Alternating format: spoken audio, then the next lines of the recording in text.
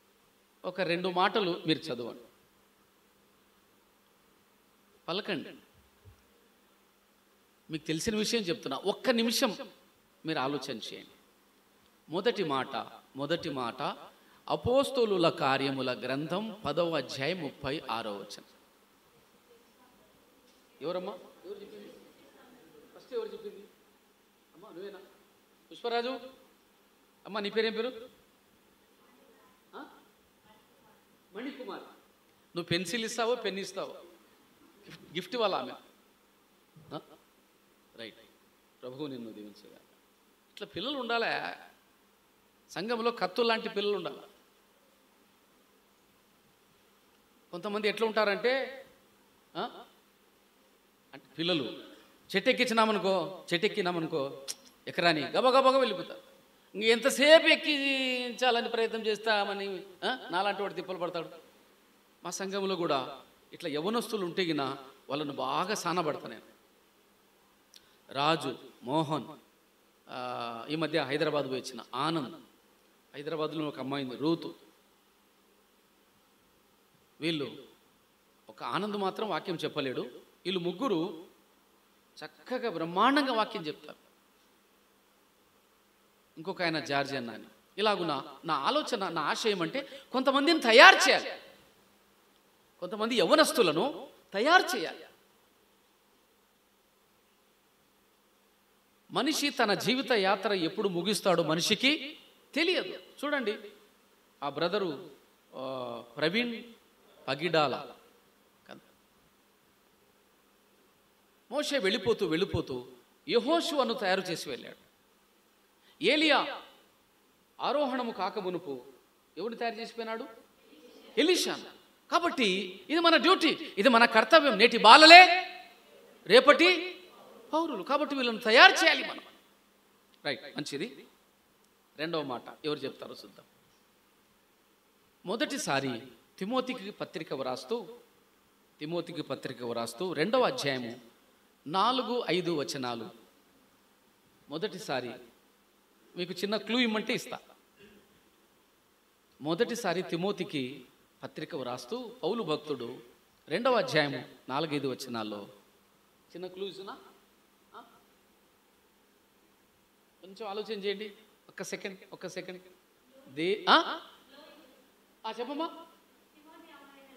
దేవుడు ఒక్కడే, దేవునికి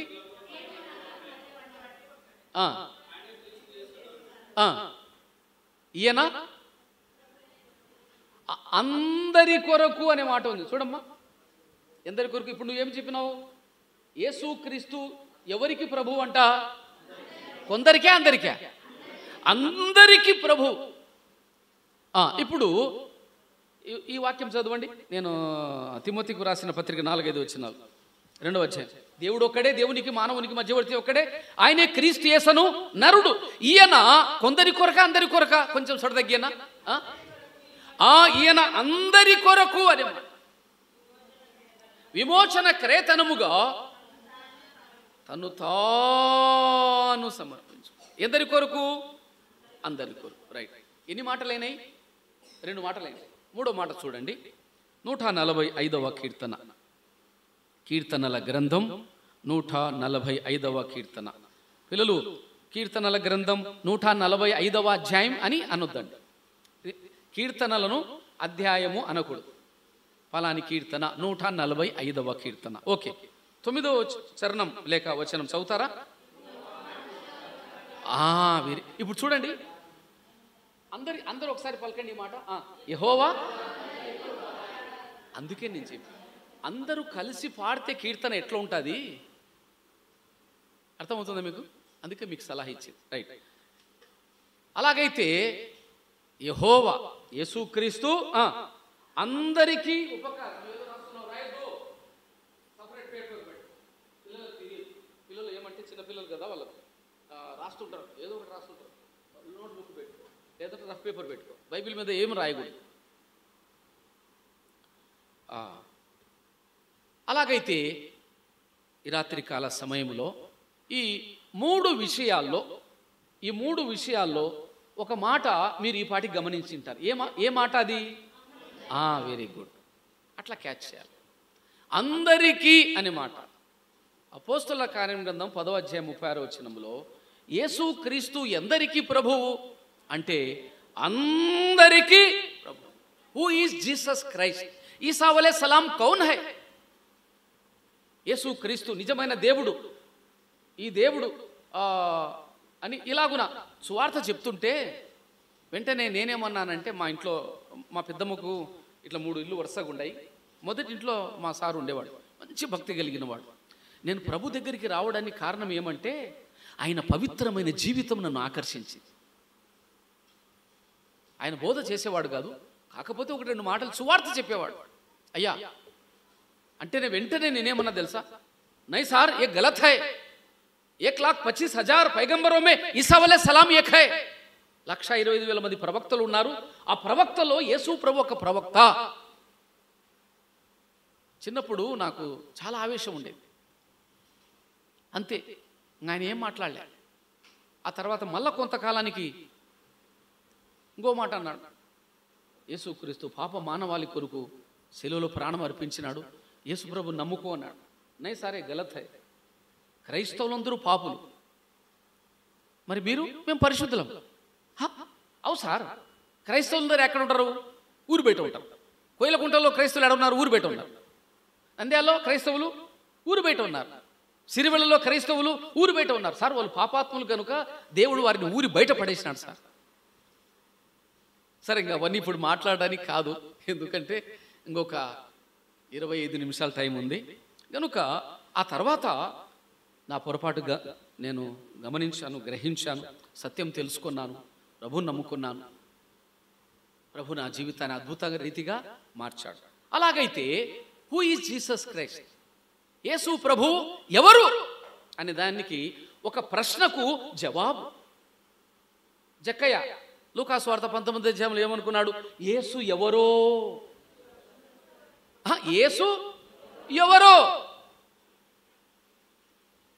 శిష్యులు ఏమనుకున్నారు? గలిలే సముద్రం గుండా వెళ్తుండగా చిన్న దోణి, పెద్ద తుఫాను. అయ్యా బోధకుడా అన్నారు వాళ్ళు. మీరు గమనించినారో లేదు, యేసు ప్రభును ప్రభు అని పిలవలే వాళ్ళు. మొదట ఏమని పిలిచేవాళ్ళు? బోధకుడా, బోధకుడా. అంటే వాళ్ళ దృష్టిలో ఎప్పుడైతే ఆ సముద్రం గాలి మిక్కిలి నిమ్మలమైందో వారు ఏమనుకున్నారు తెలుసా? ఈయన ఎవరో, ఈయన ఎవరో. యోహాను సువార్త 4వ అధ్యాయంలో, ఏమయ్యా నువ్వు ఏమన్నా యాకోబు కంటే, మా పితరుడని యాకోబు కంటే గొప్పవానివా అని యేసు ప్రభుని అడిగింది ఆమె. చిన్నగా డౌన్ అవుతూ వస్తుంది. అయ్యా నువ్వు ఏదో ప్రవక్తలాగా ఉన్నావే. చివరికి ఏమనింది? అయ్యా నువ్వు అయ్యా నువ్వు రక్షకుడు. ఈరోజు కూడా చాలామందికి అర్థం కావడం లేదు. యేసు క్రీస్తు, హూ ఈజ్ జీసస్ క్రైస్ట్? యేసు క్రీస్తు ఎందరికీ ప్రభు అంట? అందరికీ ప్రభు. ప్రభు అనగా అధికారి.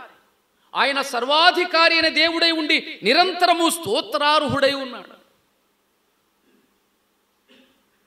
మీరు జీవాధిపతిని సిలువ వేసి తిరిగి, ఆయన అధిపతి, ఆయన అధికారి, ఆయన సర్వాధికారి. ఇట్టి సర్వాధికారి అయిన దేవుని అధికారానికి మీరు లోబడితే దేవుని పిల్లలవుతారు. తన్ని ఎందరు అంగీకరించురో వారందరికీ, అనగా తన నామమునందు విశ్వాసం ఉంచిన వారికి దేవుని పిల్లలవుటకు ఆయన అధికారం అనుగ్రహించెను. ఎంత గొప్ప ఆధిక్యతనో చూడండి. దాటి వెళ్దాం. రెండవ విషయం, దేవుడు ఒక్కడే, దేవునికి మానవునికి మధ్యవర్తి ఒక్కడే. ఈయన ఎందరి కొరకంట? అందరి కొరకు.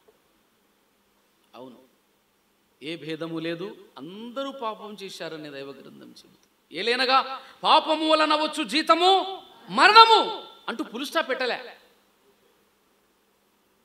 పెట్టలేదండి. పౌలు భక్తుడు రాస్తూ ఏమంటున్నాడు? అయితే దేవుని కృపావరము మన ప్రభువైన యేసుక్రీస్తునందు నిత్య జీవం. ఆ ప్రియ ప్రభు శిలువలో మానవ కోటి పాప పరిహారము కొరకు చేసిన త్యాగము ఎంత గొప్పది. Why Jesus Christ came into the world.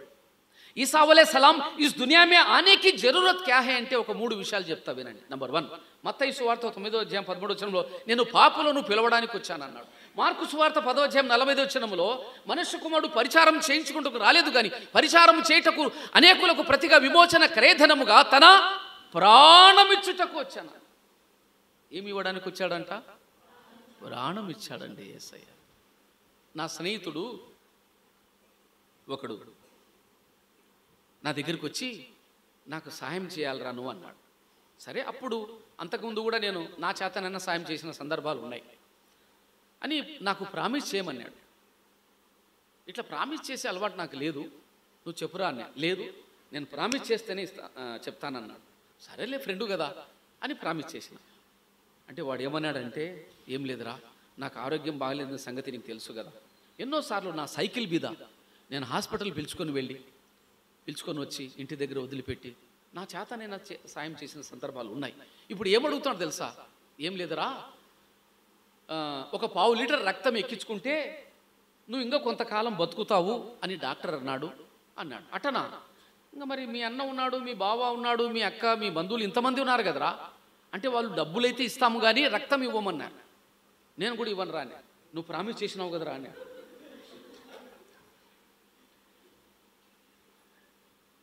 సరే, పిలుచుకుపోయి నంద్యాలలో నా బ్లడ్ ఇచ్చిన. 1/2 లీటర్ రక్తము వితిన్ సెకండ్స్లో తీసుకున్నారన్నా, వితిన్ సెకండ్స్లోనే, అంతే. సరే, ఇక్కడ విషయం ఏం తెలుసా? మంచివాని కొరకు ఎవడైనా ఒకవేళ తెగించవచ్చును గాని, అయితే మనము పాపులము, రోమాపత్రిక 5వ అధ్యాయంలో అన్నాడు. మనము శత్రువులము అన్నాడు, మనము దేవునికి విరోధులము అన్నాడు. ఇట్టి మనలను ఆ ప్రియ ప్రభు ప్రేమించి తన అమూల్యమైన రక్తాన్ని ధారపోశాడు. ఒక ఆరోగ్యవంతుడైన శరీరంలో రక్తం ఎన్ని లీటర్లు ఉంటుందో తెలుసా? రైట్, కరెక్ట్ చెప్పినారు. యేసు ప్రభు తన రక్తమంతా ధారపోశాడు. రంజాన్ నెలలో ఉపవాసం ఉన్న దినాలు ఉన్నాయి, మసీదుకి వెళ్ళి నమాజ్ చేసిన దినాలు ఉన్నాయి, దర్గాకు పోయి మేము పూజారులం, మా బావ వాళ్ళ అన్న పెద్ద పూజారి ఆయన, ఎన్నో తిప్పలు పడిన సందర్భాలు ఉన్నాయి. కానీ జీవితం మారలే, బ్రతుకు మారలే. యేసు ప్రభు వార్త విన్నా, సువార్త 1988, 89 ఆ మధ్య కాలంలో సువార్త విన్నా. యేసు ప్రభువును నమ్ముకున్నా. ఏంలే, యేసు ప్రభువా నీ రక్తంతో నా పాపాలు కడిగి నన్ను పవిత్రపరచు ప్రభువా అన్న. అంతే. పెద్దలు అన్నారు సూక్ష్మంలో ఉందిరా, అంతే. నా భుజం మీద ఉన్న పెద్ద భారం ప్రక్కకు తీసిపెట్టి అనిపించింది. నా జీవితం మారింది, నా బ్రతుకు మారింది. ఆనాటి నుండి ఈ నేటి వరకు రక్షణ ఆనందము అది ఇంకా పెళ్ళుబుకుతుంది కానీ తగ్గడంలే. నా జీవితంలో ఈ మధ్య కాలంలో నేను కొంత ఆరోగ్యాన్ని పోగొట్టుకున్నా, కొంత సొమ్ము పోగొట్టుకున్నా. అయితే ప్రభువు నాకు ఇచ్చిన ఈ రక్షణ ఆనందము అది ఇంకా అధికమవుతుంది. కాబట్టి యేసయ్య నీ కొరకు ప్రాణం ఇచ్చాడు. సోదరుడా, సోదరి, నా ప్రాణము పెట్టుటకు దానిని తిరిగి తీసుకొనుటకు అధికారము కలిగినాడు. మళ్ళీ అధికారం అనే మాటకి వస్తున్నామా? కాబట్టి ఇట్టి యేసుక్రీస్తు ప్రభును వేడుకు. ప్రభువా, పాపేనైనా నన్ను నీ రక్తములు కడిగి పవిత్రపరచు.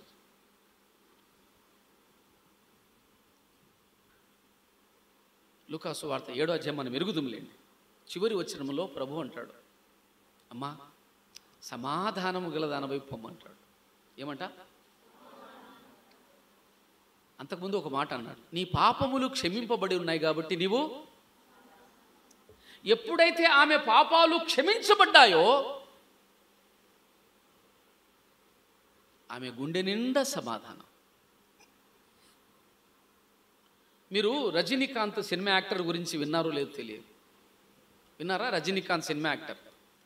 నేను యేసు ప్రభుని నమ్మకం మునుపు ఎన్ని డజన్ల కొద్ది సినిమాలు చూశాను. ఎందుకు తెలుసా? అక్కినేని నాగేశ్వరరావు సినిమాలు ఎక్కువ చూసిన. ఎందుకంటే ఎన్టీ రామారావు యాక్షన్ డ్యాన్స్ చేయలేడు, ఊరికి ఎగురుతాడు. అక్కినేని నాగేశ్వరరావు బ్రహ్మాండంగా డ్యాన్స్ చేస్తాడు. ఆ డ్యాన్స్ నేర్చుకోవడం కోసం డజన్ల కొద్ది పోయేది, కూర్చుండేది. లేకుంటే కొన్నిసార్లు కోయిలకుంటలో భోగమోళ్ళ ప్రోగ్రామ్స్ జరుగుతుంటాయి, ఆడిపోయేది. మా క్లాసులో లీడర్ నేను. మా క్లాసులో డ్యాన్స్ చేసిన సందర్భాలు. ఒక బాపన ఇంట్లో ఉండేవాడిని నేను చదువుకోవడానికి.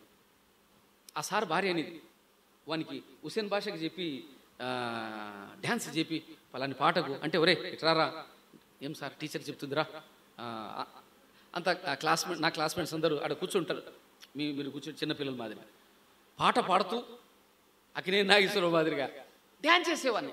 ఇప్పుడు అనిపిస్తుంది గడ్డం మీద చేపెట్టుకొని, చా ఏం రా ఇట్లా చేసినానరా నేను అంటే, ప్రభువు నమ్మకమును, ప్రభువును నమ్మకమును. కాబట్టి ఆమె పాపాలు ఎప్పుడైతే క్షమించాడో ఆమె హృదయంలో నెమ్మది. ఈ రజనీకాంత్ అనే సినీ యాక్టర్ను ఒక ప్రశ్న అడిగారు ఒక పేపర్ విలేకరి. ఏం సార్, మీరు సినిమా రిలీజ్ అయిన తర్వాత ఎక్కడికి కనబడకుండా పోతారే, మీ అభిమానులేమో మీ కొరకు పడి చేస్తుంటారు అంటే, హిమాలయాలకు వెళ్తుంటాను అన్నాడు. ఎందుకు సార్ హిమాలయాలకు? ప్రతి సినిమా రిలీజ్ అయితేనే హిమాలయాలకు వెళ్తాడు, మళ్ళీ వచ్చేస్తాడు, అంతే ఆయన పని. సినిమా రిలీజ్ అవుతుంది, హిమాలయాలకు వెళ్తాడు, మళ్ళీ వస్తాడు. ఏం సార్ అంటే, I have paisa but I have no peace అని. ఏముందంట? లక్షలు కాదు కోట్లు ఉన్నాయి, కానీ నా హృదయంలో శాంతి లేదు, సమాధానం లేదు. ఆమె పాపాలు ప్రభు ఎప్పుడైతే క్షమించాడో ఆమె గుండె నిండా శాంతి, సమాధానం. నా శాంతి మీకు అనుగ్రహించి వెళ్తున్నాను. కాబట్టి ప్రభు నా పాపాలు క్షమించాడు, నా హృదయంలో శాంతి, సమాధానం. ఇప్పుడు అసలు విషయానికి వస్తాను. ఈ విషయాలు మనం ఇట్లే మాట్లాడుకుంటూ పోతుంటే సమయం కష్టమవుతుంది. మనము చదువుకున్న 3వ మాటకు వస్తాం. 145వ కీర్తన, 145వ కీర్తన 9వ చరణం. యెహోవా ఎందరికీ ఉపకారి అంట, అందరికీ ఉపకారి. అలాగైతే వినండి, దేవుడు సూర్యుని చేశాడు ఎంతమందికి? అందరికీ. భూమండలాన్ని సృష్టించాడు ఎందరికీ? అందరికీ. గాలి కొందరికే, అందరికీ. ఇవన్నీ నిజంగా ఎంత దయగలవాడో చూడండి, ఎంత కరుణ గలవాడో. అందుకే లూకా సువార్తలో ఒక మాట నేను చదువుతా, మీరు వినండి. 6వ అధ్యాయంలో ఒక మాట అంటాడు, పేజీ నెంబర్ 56.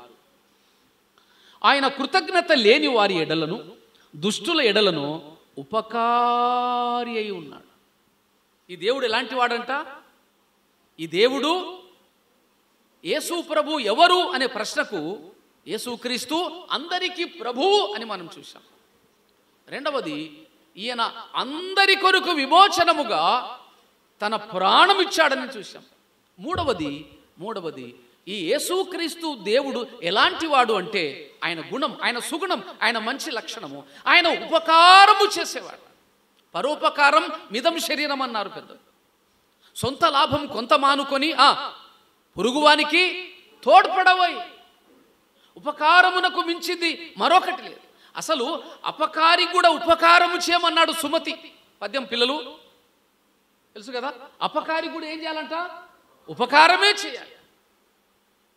అట్టి ఉపకారము చేసిన వాడు మన ప్రభువైన యేసుక్రీస్తు, ఆయన ఉపకారి.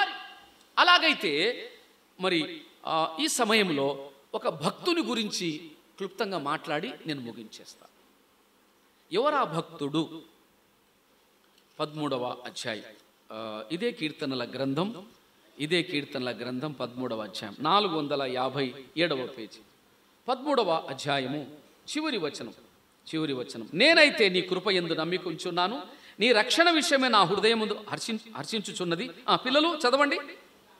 యెహోవా నాకు మహోపకారములు చేసి ఉన్నాడు. యెహోవా నాకు మహోపకారములు చేసి ఉన్నాడు. ఈ మాట నేను చెప్పి ముగించేస్తాను. ఈరోజు స్తుతి కూడిక అని ఏర్పాటు చేసుకున్నాను. ఎందుకు స్తుతి కూడిక ఏర్పాటు చేసుకుంటాము? ప్రభు మనకు చేసిన మేలులు, అవి చిన్న మేలులు కావచ్చు, పెద్ద మేలులు కావచ్చు.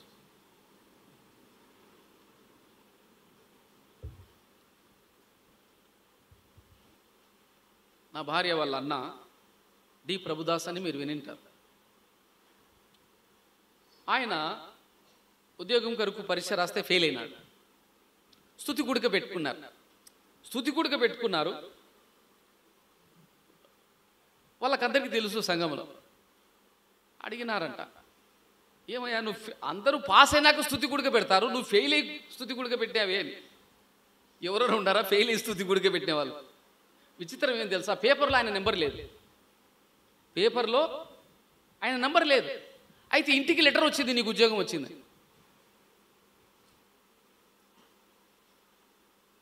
దేవుని కార్యాలు అట్లా ఉంటాయి మరి. రైట్. అలాగైతే మనము చదువుకున్న 145వ కీర్తన కానీ 13వ కీర్తన కానీ, ఈ కీర్తనలు ఎవరు రాశారు పిల్లలు? దావీదు గురించి ఒక 10-15 నిమిషాలు నేను మాట్లాడి ముగిస్తా. ఎందుకు నేను దావీదు భక్తున్నే తీసుకోవడానికి కారణము అంటే, ప్రపంచంలో 3 రకాల మనుషులు ఉన్నారు.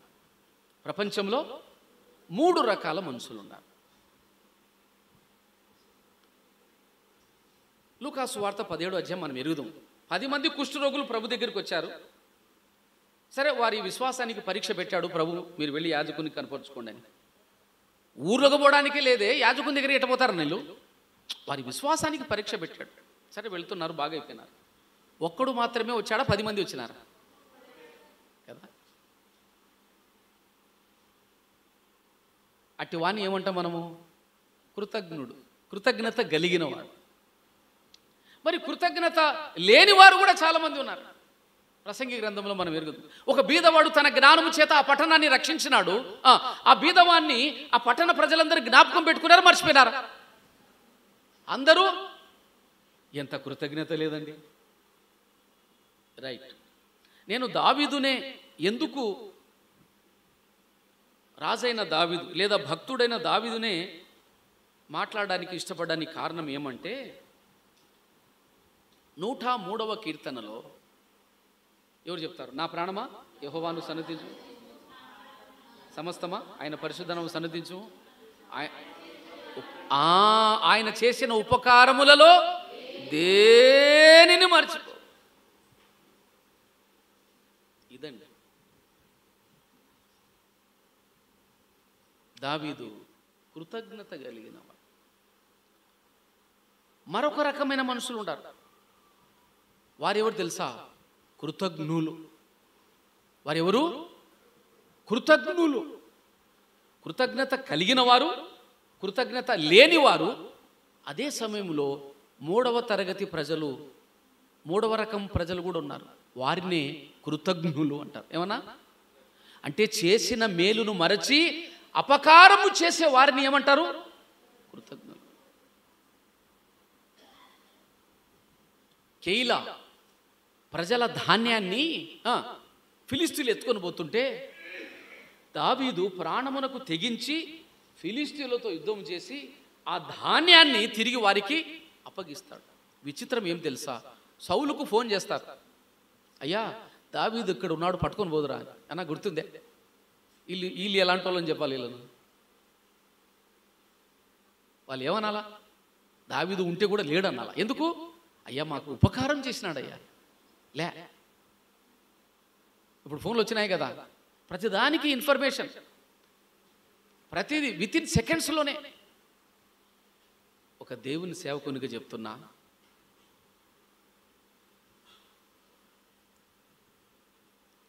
కొన్ని విషయాలు ఈ సెల్ ఫోన్స్లో మీరు కొందరు పంపించేస్తున్నారు.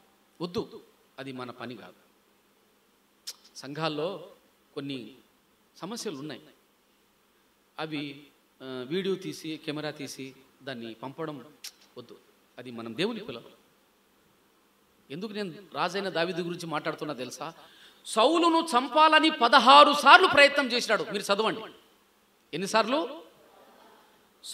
క్షమించండి, దావీదును చంపాలని సౌలు 16 సార్లు, నేను లెక్క పెడితే 16 సార్లు వచ్చింది, మీరు లెక్క పెడితే ఇంకో ఎక్కువ సార్లు రావచ్చు. 2 సందర్భాల్లో సౌలు దావీదు చేతిలో చిక్కినా అపకారికి ఉపకారమే చేసినాడు కానీ అపకారము చేయలేదు. అదండి క్రీస్తు యేసుకు కలిగిన ఈ మనస్సు. మా దగ్గర ఒక అమ్మాయి, ముస్లిం అమ్మాయి, ఫైలిమా, హైదరాబాద్లో అది ఏదో యూనివర్సిటీ, సెంట్రల్ యూనివర్సిటీ అనుకుంటా, గోల్డ్ మెడలిస్ట్ అమ్మాయి. ప్రభుని నమ్ముకుంది. ఒక 5-6 మంది ఇట్లా పిల్లల్ని కూర్చోబెట్టి కొంచెం వాక్యం చెప్పమ్మా అని. అమ్మాయి చాలా ధైర్యం కలిగింది. సైకిల్ మీద వచ్చింది. అమ్మా, ఈ పిల్లలు కొంచెం వాక్యం చెప్తావా? చెప్తానన్నా అని నేను దూరం కూర్చున్నా. వాక్యం తీసుకుంది. ఫిలిప్పీలకు రాసిన పత్రిక, క్రీస్తు యేసుకు కలిగిన ఈ మనస్సు. అవునండి, ఎంత మంచి మనస్సు దావీదు. అలాగైతే ఈ రాత్రి కాల సమయంలో ప్రియ సోదరుడా, సోదరు, అంత మాత్రమే కాదు, బర్జిల్లయి అని ఒక వ్యక్తి తనకు ఉపకారము చేస్తే రాజైన దావీదు చనిపోయే సమయంలో తన కుమారుని పిలిచి ఏమంటున్నాడు తెలుసా? నా కుమారుడా, నేను అడవిలో ఉన్నప్పుడు బర్జిల్లయి నాకు ఉపకారం చేశాడు, కాబట్టి నీవు నీ బల్ల యొద్ద జ్ఞాపకం చేసుకోమంటాడు. ఇది దావీదు యొక్క మంచి మనసు. అలాగైతే ఈ రాత్రికాల సమయంలో ఒక 3 మాటలు మనము చూసుకొని ముగించుకుందాం. ఇప్పుడు రండి, 103వ కీర్తన. ఇంకొక 5 నిమిషాల టైం ఉంది. ఈ 5 నిమిషాల్లో నేను ముగించేస్తా. 103వ కీర్తన 3వ చరణం చదువుతారా? నంబర్ 1, ఆయన నీ దోషములన్నిటినీ క్షమించువాడు అన్నాడు. నంబర్ 2, నీ సంకటములన్నిటినీ కుదుర్చువాడు అన్నాడు. నంబర్ 3, ఇంకా చాలా ఉన్నాయి కానీ 4వ మాట, ఒక మాట ఏదంటే, ఒక్క నిమిషము, 5వ వచనం చదువుతారా? పక్షిరాజు యవ్వనం వలె నీ యవ్వనము క్రొత్తదగుచుండునట్లు మేలుతో నీ హృదయమును. ఈ మాటలంతా చదువుకోండి. అందులో సరే ఒక 3 మాటలు. 1, నీ దోషములను క్షమించువాడు అన్నాడు. 2వది, నీ ప్రాణమును విమోచించు ఉన్నాడు అన్నాడు. అంటూ అక్కడ ఏమంటున్నాడు? సమాధిలో నుండి నీ ప్రాణమును విమోచించుచున్నాడు అన్నాడు. పైన నీ సంకటములన్నిటినీ కుదుర్చువాడు అన్నాడు. అలాగైతే నాకున్న సమయాన్ని బట్టి నేను ముగిస్తున్నాను. ఎవడయ్యా ధన్యుడు భూమి మీద అని అంటే, తన అతిక్రమములకు పరిహారము నొందినవాడు, తన పాపములకు ప్రాయశ్చిత్తము నొందినవాడు ధన్యుడు. ఈ మాటలు మీరు ధ్యానం చేయండి. నా సమయాన్ని బట్టి నేను ముగిస్తున్నాను. ఒక చిన్న విషయం చెప్పి ముగిస్తాను. ఒక భక్తుడు చెప్పిన మాట, దేవుడంట అన్నీ ఇచ్చి మర్చిపోతాడంట. ఏమక్క? దేవుడు ఏమన్నా అన్నీ ఇచ్చి మర్చిపోతాడంట. మానవుడు వాటన్నిటిని పొందుకొని దేవుని మర్చిపోతాడు. మనం ఎలాగున్నాం? నన్ను జ్ఞాపకం చేసుకున్నటకు నేను. అలాగైతే 3 మాటలు చదువుకున్నాం. Who is Jesus Christ? Yesu ప్రభు ఎవరు? ఎవరమ్మా? అందరికీ. మరి ఆయన చేసిన కార్యం ఏంటి? అందరి కొరకు ప్రాణం. ఆ ప్రియ ప్రభు ఎలాంటి వాడు? ఆయన ఉపకారి. అలాగైతే దావీదు భక్తుని జీవితంలో కొన్ని మాటలు మనం చూసుకున్నాం. కాకపోతే ఈ ఒక్క 3 మాటలు చెప్పి నేను ముగించేస్తాను. ఇప్పుడు జ్ఞాపకం వచ్చింది కాబట్టి అది కూడా సమూయేలు గ్రంథం, మీరు ఆ మాటలు చదవండి, నేను ముగించేస్తా. 7వ అధ్యాయం, కరెక్ట్, 2వ సమూయేలు గ్రంథం, పేజీ నంబరు 258. పేజీ నంబరు 258, 7వ అధ్యాయం, 1వ వచనం చదువుతారా? 1వ వచనం.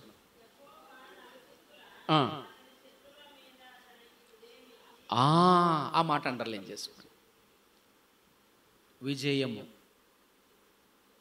ప్రపంచ చరిత్రలో కొంతమంది ఓటమి ఎరుగని వీరులు కూడా లేకపోలేదు.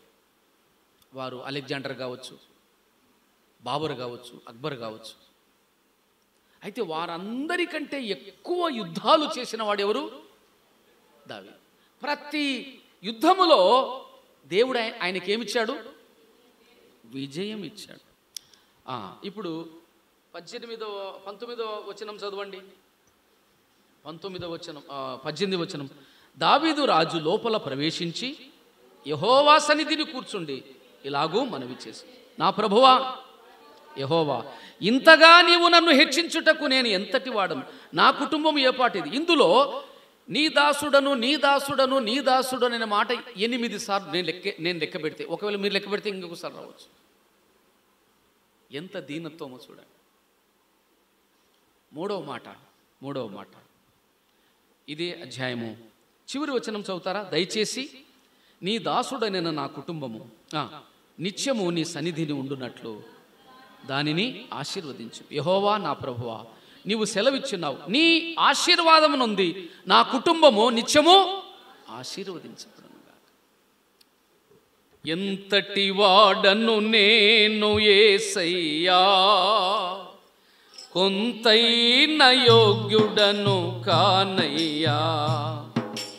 ఎంతటి వాడను నేను యేసయ్యా, కొంతైన యోగ్యుడను కానయ్యా.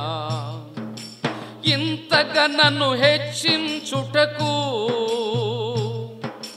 ఈ స్థితిలో నన్నుంచుటకు, ఎంతటి వాడను నేను యేసయ్యా అని రాజైన దావీదు కీర్తన పాడుతున్నాడు.